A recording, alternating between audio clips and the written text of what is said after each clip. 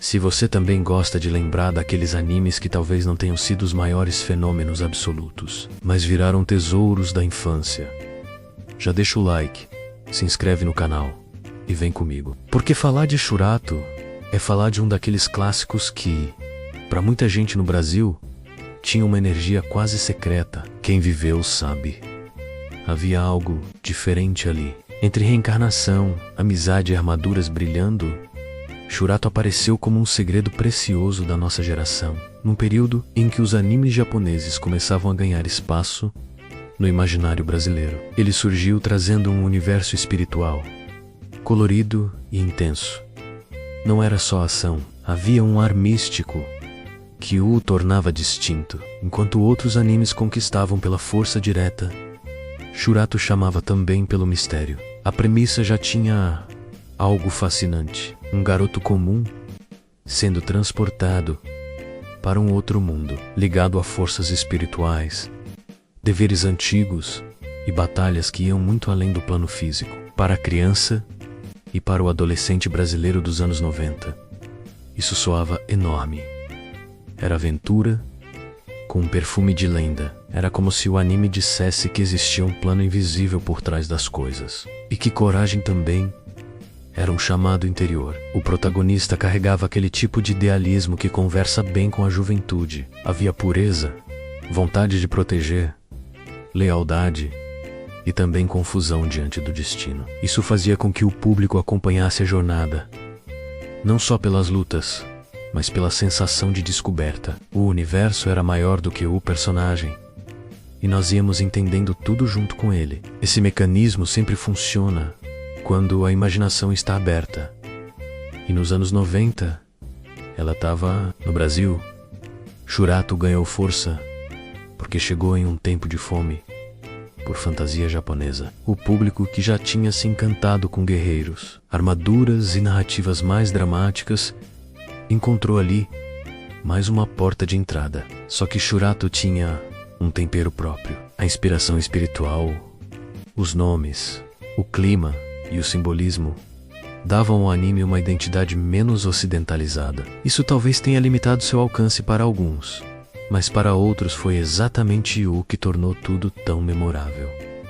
Visualmente, o anime também se destacava. As armaduras, as cores fortes, as transformações e o tom quase sagrado de alguns confrontos criavam cenas que ficavam na cabeça. Não era difícil brincar depois do episódio imaginando golpes, reinos e alianças. E um clássico da infância quase sempre faz isso.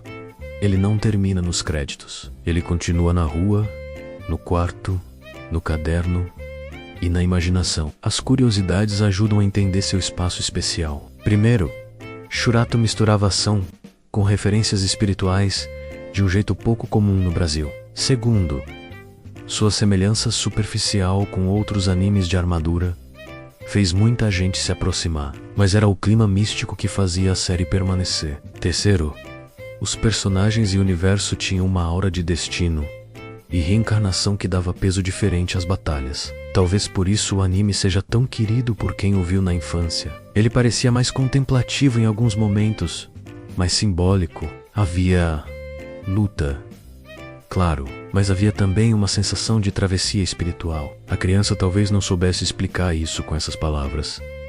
Ainda assim, sentia que Shurato tinha uma vibração própria, quase como um sonho estranho que a gente não queria esquecer. Outro ponto importante era a amizade. Como em vários animes marcantes da época, o vínculo entre personagens não era mero enfeite. Ele movia escolhas, conflitos e sacrifícios. Para uma geração que vivia muito mais na rua, em grupo, em presença real, isso ressoava com força. A fantasia ficava maior quando espelhava algo que já existia na vida. A importância do companheirismo.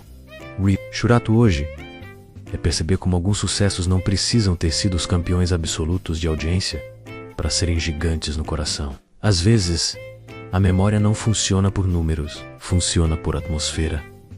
E a atmosfera de Shurato era única, mística, vibrante, intensa, um pouco melancólica e muito especial. Talvez esse seja o maior legado do anime no Brasil. Como aquele título que era citado, desperta no rosto de muita gente um sorriso de reconhecimento, um sorriso que diz: você também viveu isso, você também entrou naquele mundo, você também sentiu que existia mais coisa no universo. Então me conta aqui nos comentários, você era do time que defendia Shurato com paixão? E qual lembrança desse anime ainda está viva? Se esse vídeo trouxe de volta esse clássico especial, deixa o like, se inscreve no canal e compartilha com alguém, porque nem toda febre vira lenda, mas toda lenda começa tocando fundo algumas almas.